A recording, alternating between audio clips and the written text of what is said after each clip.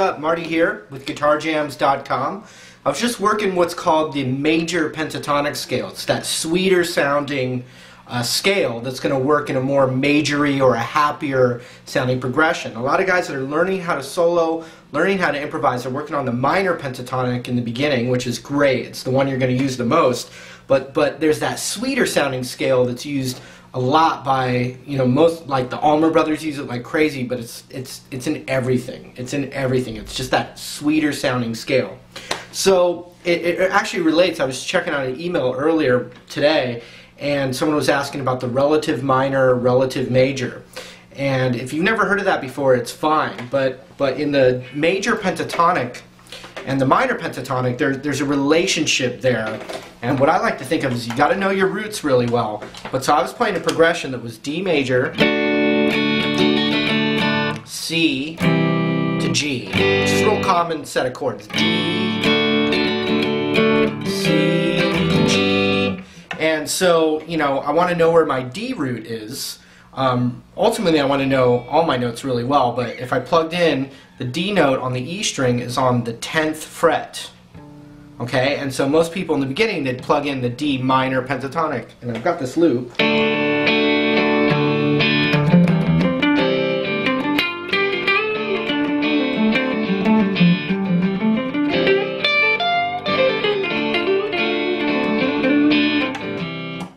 And which, it rocks, it sounds great, but sometimes it calls for that sweeter sound, which sounds like this.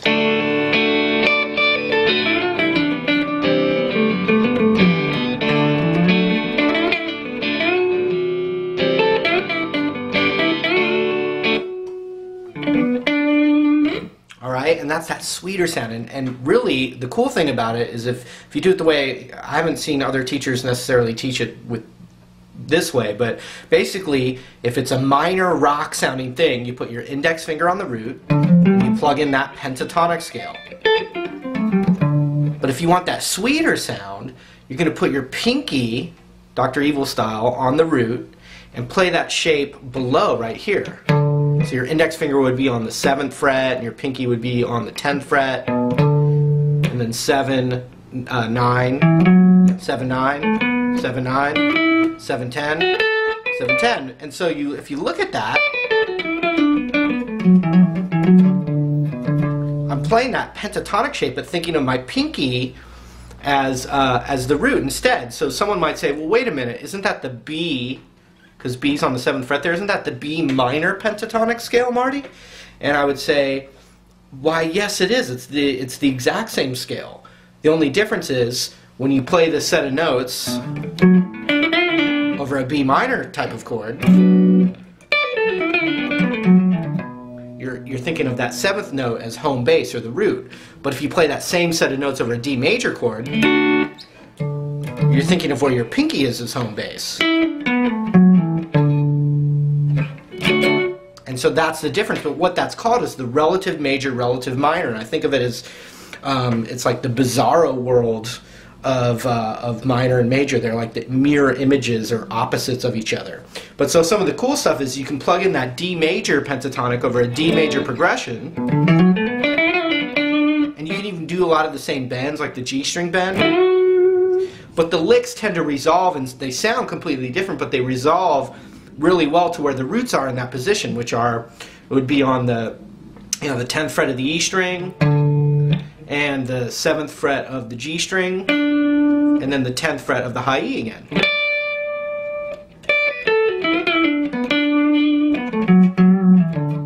Like that, instead of it over B minor. But so one thing, there's a lot of theory. It's really valuable to know the relative major, relative minor of anything. And so if you wanted to know that, because it also means that a D major chord and a B minor chord always sound good together as well. So it's for theory when you're writing a song, if you know the relative minor, it's a good chord to go to change the mood or the tone of the progression. So the easiest way to figure that stuff out is you just take a note and consider it the major, and if you want to know what its relative minor is, put your pinky there and go down 1, 2, 3 frets, and that note will be the relative minor. So let's just try it out. As an example, here's kind of a more tricky one. if I put my pinky on E on the double dots right here, and someone said, well, what's the relative minor of E? E major. Well, I'd put my pinky on E and go down to that other shape, and it would be the 9th fret, which is a C sharp. So that means a C sharp minor chord and an E major chord go together really well.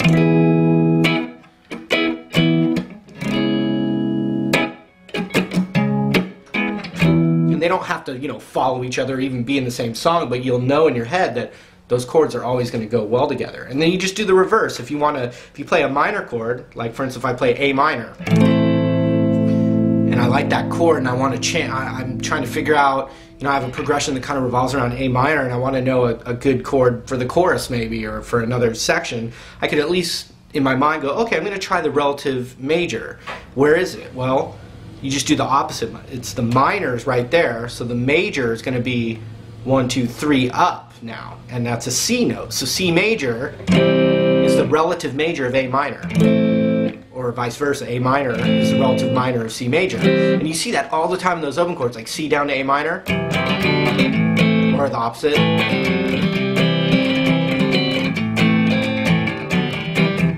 Just like that. All right, let's go back to that D major progression now, because I want to show you the extension of that D major pentatonic. So right off the bat, you should just start experimenting with this. And here's another thing to expand on with that major pentatonic knowledge of just being able to plug that scale in to try it out.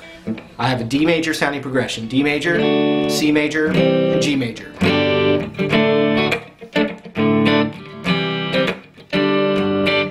And what I think you should also do, besides just trying to put your pinky on the root and plugging that scale in, is this. Know where D is on the A string. Know where your root is on the A string for this major pentatonic.